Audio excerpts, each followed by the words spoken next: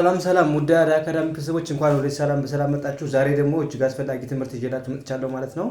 የተለያዩ የእንግሊዝኛ ቃላቶችን እንዴት በቀላል መንገድ ማንበብ መጻፍ እንችላለን የሚለውን ትምህርት ይዤላችሁ መጥቻለሁ ማለት ነው። እዚህ ጋር የምታዩዋቸውን ቃላቶች እንዴት ማንበብ እንችላለን፣ ሎንግ እና ሾርት ሳውንድ ስንልስ ምን ማለታችን ነው፣ እንዴት በቀላል መንገድ አናባቢዎችን በአጭርና በረጅም ድምፅ እንዴት ድምፃቸውን ማወቅ እንችላለን የሚለውን ትምህርት በደንብ እናያለን ማለት ነው። ስለዚህ ቪዲዮ እስከ መጨረሻ ማየት እንዳትረሱ። ለቻናላችንም አዲስ ሆናችሁ ቤተሰቦች ላይክ፣ ሼር፣ ሳብስክራይብ እያደረጋችሁ ቤተሰብ ሁኑ። እንዲሁም ኦንላይን ለማንፈልጉ ቤተሰቦች በማንኛውም ሰዓት በመደወል አማርኛ፣ እንግሊዝኛ፣ ሂሳብ ሌሎችን ትምህርት እያስተማረን ስለምንገኝ በፈለገ ሰዓት ደውላችሁ መማር መካተት ትችላላችሁ ማለት ነው። አሁን ቀጥታ ወደ ትምህርቱ እንሄዳለን ማለት ነው። በዋናነት ይህን ትምህርት እስከ መጨረሻ ካያችሁ በእርግጠኝነት አሪፍ ለውጥ እንደሚኖራችሁ ምንም አልጠራጠርም ማለት ነው። እዚህ ጋር አሁን መጀመሪያ ሾርት ባውል እና ሎንግ ባውል የሚባሉትን ማወቅ አለብን። ሾርት ባውል ማለት ምን ማለት ነው? ሎንግ ባውል ምን ማለት ነው? ሾርት ባውል ማለት ድምፁ አጭር ድምፅ ማለት ነው። አጭር ድምፅ የሚኖረው ደግሞ መቼ ነው? ከቃሉ አንድ አናባቢ ብቻ ሲኖረው ድምፁ አጭር ነው እንላለን። ከቃሉ ስንት አናባቢ ሲኖር አልኳችሁ? አንድ አናባቢ ካለው ምንድን ነው? ሾርት ነው እንለዋለን። ከቃሉ ሁለት ወይም ከዛ በላይ አናባቢ ካለው ደግሞ ምን እንለዋለን ማለት ነው? ሎንግ እንለዋለን። ሎንግ ወይም ረጅም ድምፅ። እዚህ ጋር አጭር ድምፅ አንድ አናባቢ ሲኖረው፣ ሁለት አናባቢ ሲኖረው ደግሞ ምንድነው?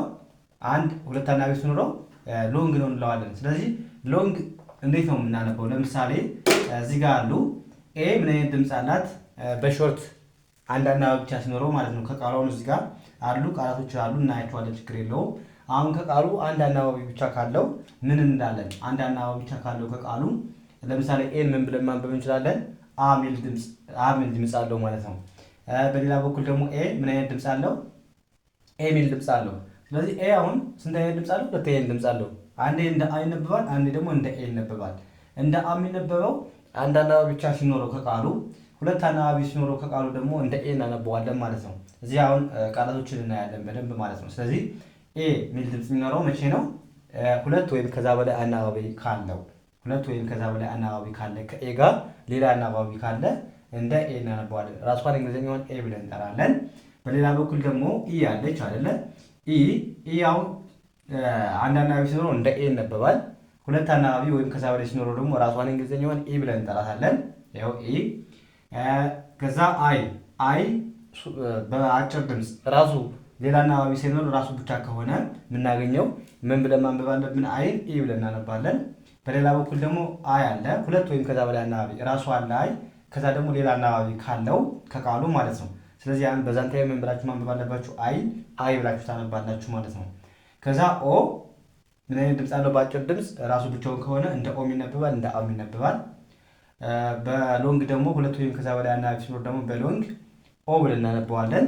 ይሄን ትይዛላችሁ። የመጨረሻው ዩ እንደ አም ይነበባል። እና አ ሚል ድምፅ አለው በአጭር ድምፅ አንድ አናባቢ ሲኖረው። ዩ ደግሞ አሁንም በሎንግ ዩ ምን ድምፅ አለው? በሎንግ በቃ የምትይዙት ምንድነው? ራሳቸው እንግሊዘኞች ነው ድምጻቸው የሚሆኑ። ኤ ከሆነ ኤ ነው፣ ኢ ከሆነ ኢ ነው፣ አይም አይ ነው፣ ኦ ዩም ዩ። ስለዚህ የሚቀየር ነገር የላቸውም በሎንግ ከሆነ ማለት ነው። ራሳቸው እንግሊዘኛ ነው የምጠሩት። በዚህኛው በኩል ይቀያየራል ማለት ነው። ስለዚህ በዋናነት አሁን እነዚህን ትይዛላችሁ። አሁን ቃላቶችን ስናነብ በደንብ ይገባችኋል ማለት ነው። ቃላቶችን አሁን ከዚህ ሳንወጣ እንዴት በቀላል መንገድ ድምጻቸውን ማወቅ እንደሚችል እናያለን ማለት ነው። አሁን እዚህ ጋር ማን አለች? ኤች ኤ ቲ ያለ ስንት አናባቢ ያለው? አሁን ከቃሉ ኤ ብቻ ነች አይደለ? ኤ ብቻ ከሆነች እንዴት አንብቡ ብያችኋለሁ? እንደ አንብቡ ብያችኋለሁ። ስለዚህ እንደ ኤ አናነብም፣ ምክንያቱም አንድ አናባቢ ብቻ ካለው ነው እንደ አ የሚነበብ ብያችኋለሁ። ሾርት ባውል ምንድነው? አንድ አናባቢ ሲኖር ነው ብያችኋለሁ። ስለዚህ ኤች ኤን እንዴት ነው የምናነበው?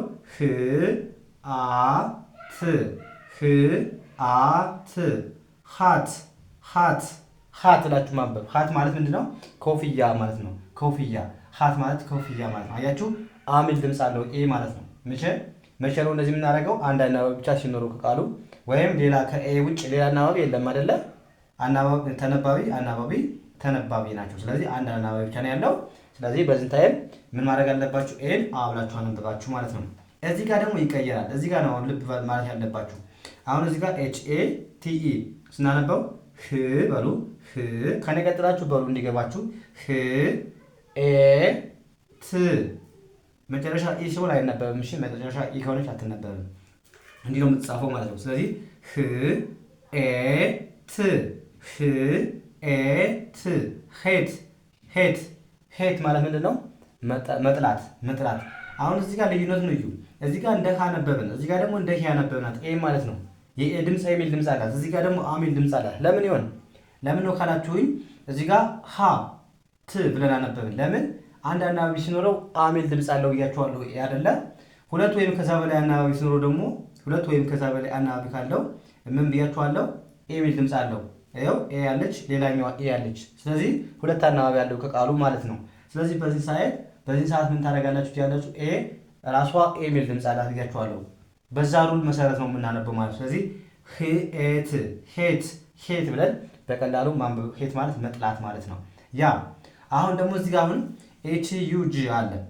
ኤች ህ ብላችሁ ማንበብ። ህ አ ግ ህ አ ግ ህ አ ግ ሀግ ሀግ ሀግ ማለት ምንድነው?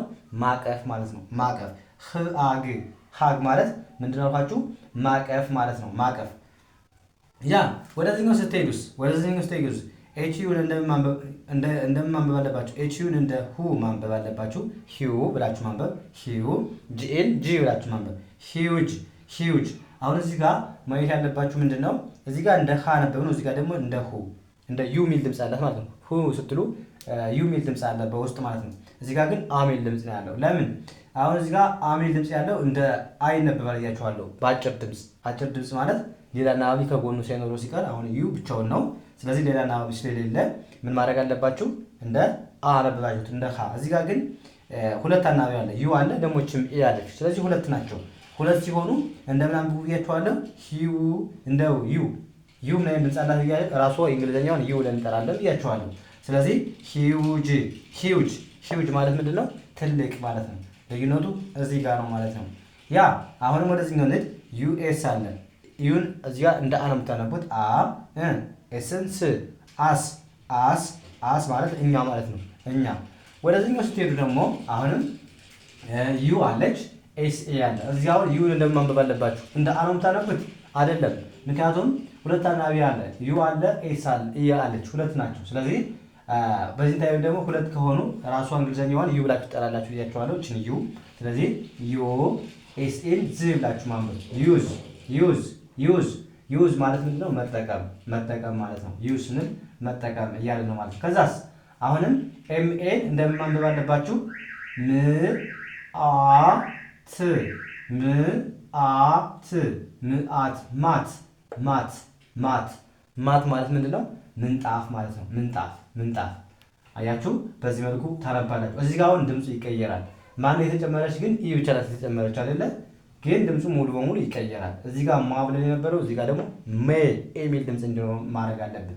ምክንያቱም አሁን እንደነገርኳችሁ እዚህ ጋር አንድ አናባቢ ብቻ ነው ያለው። ስለዚህ አንድ አናባቢ ብቻ ሲኖረው ኤ ብቻ፣ በሌላ አባባል ኤ ብቻ፣ ሌላ አናባቢ ከጎኑ ከሌለ ይኸው እንደ አንብቡት እያችኋለሁ። ከጎኑ ሌላ አናባቢ አሁን እዚህ ጋር ኢ ያለች አይደለ? ስለዚህ ከቃሉ ሁለት አናባቢ አለ። ስለዚህ በዚህ ሳይም ምን ማድረግ አለባችሁ? ኤን እንደ ኤ ማንበብ አለባችሁ። ይኸው ሎንግ ነው ማለት ነው። ሁለት ወይም ከዛ በላይ አናባቢ ያለው ሎንግ ስለሆነ እንደ ኤ ያነብባችሁ። ም ኤ ት ም ኤ ት ሜት ሜት ሜት ሜት ማለት ምንድን ነው? ሜት ማለት ጓደኛ ማለት ነው። ጓደኛ ሜት ስትሉ ጓደኛ እያላችሁ ነው። ጓደኛ ያ ጓደኛ ነን። እዚህ ጋር ሳሁን አርኤን ር አ ን ር አ ን ራን ራን ራን ራን ማለት ሮጠ ሮጠ ለማለት ራን እንላለን ማለት አያችሁ። አሁንም አሚል ድምፅ አለው። ለምን? ምክንያቱም አንድ አናባቢ ብቻ ነው ያለው። ኤ አሚል ድምፅ ነው ሊኖረው የሚገባው ማለት ነው። ኤ ሚል ድምፅ የለውም። በዚህ እንታይ ሌላ አናባቢ ቢኖር ግን እንደ ኤ እናነበው ነበር። ስለዚህ አርኤን ርአን ርአን ራን ራን ማለት መሮጥ ሮጠ። እዚህ ጋርስ አር ር በሉ ር ኤ ን ር ኤ ን እዚህ ጋር እንደ አንብበን እዚህ ጋር ደግሞ እንደ ኤ አንብበናት ኤን ማለት ነው። ለምን? አሁንም ስንት አናባቢ ያለው ነው ብላችሁ? ሁለት አናባቢ ያለ ኤ እና አይ። ስለዚህ ሎንግ ነው፣ እንደ ኤ ማንበብ አለባችሁ ማለት ነው። ስለዚህ ር ኤ ን ሬን ሬን ሬን ማለት ምንድነው? ዝናብ ማለት ነው። ዝናብ ዝናብ ማለት ነው። ከዛስ እዚህ ጋርስ ኤም ኢ አለች። አሁንም ኤም ኢን እንደምን ማንበብ አለባችሁ? ሜ ብላችሁ ማንበብ አለባችሁ። ሜ ም ኤ ት ም ኤ ት ሜት ሜት ሜት ማለት ምንድነው? አገኘ ለማለት ስትፈልጉ ሜት ብላችሁ ማንበብ ትችላላችሁ ማለት ነው። ለምን እንደ ኤ ያነበብናት ኢን እዚህ ጋር ምን ብያችኋለሁ? ኢ በሾርት እሷ ብቻዋን ከሆነች ማለት ነው እንደ ኤ ትነበባለች። ከሌላ አናባቢ ጋር ካለች ደግሞ እንደ ኢ ታነባላችሁ ራሷን ኢ ብላችሁ። ስለዚህ እዚህ ጋር ብቻዋን ነው ያለችው። ስለዚህ ምን አይነት ድምፅ አላት ማለት ነው? ኤ የሚል ድምፅ አላት። ሜት ማለት አገኘ። ያ እዚህ ጋር አሁን ልብ በሉ።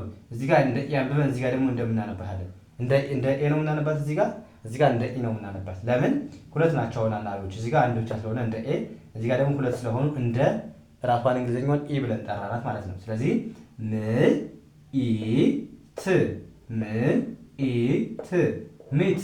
ሚት ኤን አላነበብን። ምክንያቱም የመጀመሪያን አናባቢ ነው የምታነቡት። ሁለት አናባቢዎች በአንድ ላይ ተከታትለው ከመጡባችሁ ለምሳሌ ኢኤ ሁለት አናባቢ ናቸዋ፣ በአንድ ላይ ነው የመጡት። ስለዚህ የመጀመሪያውን አናባቢ አንብባችሁ ቀጥሎ ያለው አናባቢ አታንቡት። እሺ። ስለዚህ ሚት ማለት ምንድን ነው? ስጋ ማለት ነው። ስጋ ሚት ስንል ስጋ እያለን ነው ማለት ነው። እዚህ ጋር አሁንም ልብ በሉ። WIN ዳብሊውን እንደምናንበብ ነው እንደ ው። አይን እንደምናንበብ ነው እንደ ኢ ወይስ እንደ አይ? እንደምናነባለን እንደ ኢ ነው የምናነብ። አይ ምን አይነት ድምፅ አላት ይገጫዋለሁ? ኢ ሚል ድምፅ አላት። መቼ? አንድ አናባቢ ብቻ ሲኖረው ከቃሉ አንድ አናባቢ ብቻ ሲኖረው ምን ድምፅ አላት ይገጫዋለሁ? ኢ ሚል ድምፅ አለ። ስለዚህ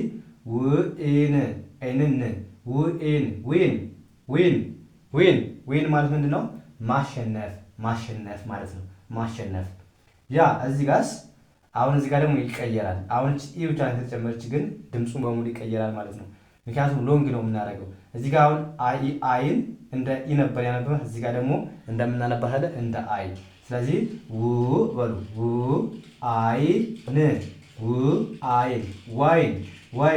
ዋይን ምንድን ነው? ወይን ጠጅ ማለት ነው። ወይን ጠጅ። ስለዚህ እዚህ ጋር አይ ሚል ድምፅ አላት። አያችሁ፣ ሁለት ወይም ከዛ በላይ አናባቢ ሲኖራት እንደምታነባላችሁ ብያችኋል። ሎንግ ነው። ሎንግ ከሆነ ደግሞ እንደምን ራሷን አይ ብለን እናነባታለን ብያችኋለሁ። ስለዚህ ለዛ ነው ዋይን ብለን ያነበብነው። ዋይን ማለት ወይን ጠጅ ማለት ነው። ወይን ጠጅ።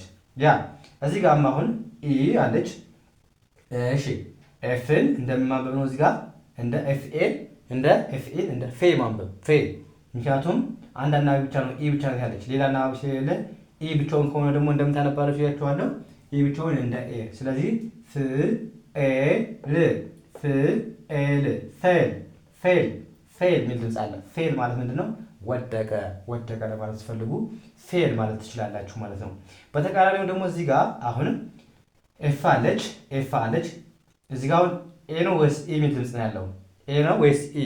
ንገሩኝ እስኪ። ምን አይነት ድምፅ አለው? ኢ የሚል ድምፅ ነው ያለው። ለምን?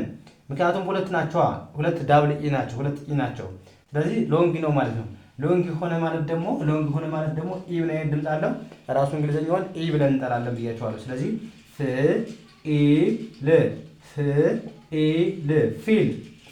ፊል ማለት ምንድን ነው? ስሜት ማለት ነው። ስሜት ስንል ፊል እንላለን ማለት ነው። ፊል በዚህ መልኩ መረዳት ያስፈልጋል ማለት ነው። አሁንም እዚህ ጋር ኤፍ አይ አል። ስለዚህ አሁን ኤ አይ ብቻዋን ነች፣ ሌላ አናባቢ የለም አይደል?